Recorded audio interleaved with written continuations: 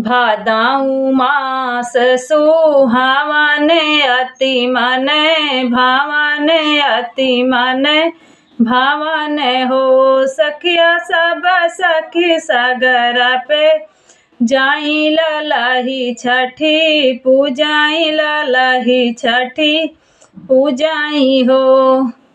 केहू सखी हाथ मुँह धोवई तौ केहू घैला बोरई तौ केहू घैला बोराई हो। अरे केहू सखी टाढ़िनी हरते वैया एक रोवैते वैया एक रोवाई हो। सगरे से निकरी मायरिया तौ कुश दीही आसन तौ कुश दीही आसन हो। तेवई कामन संकट तोहरे जियरा सागर वापे रोयू सागर वापे रोयू हो।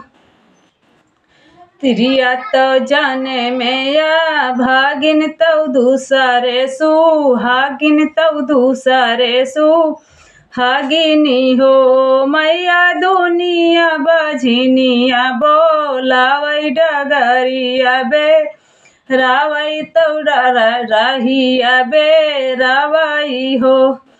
इतनी बचन सुनी माई तौ तेवई समझावई तौ तेवई समझावई हो। तेवई अगले भादौ के छठिवा तुहू व्रत करबू तुहाऊ व्रत करबू हो।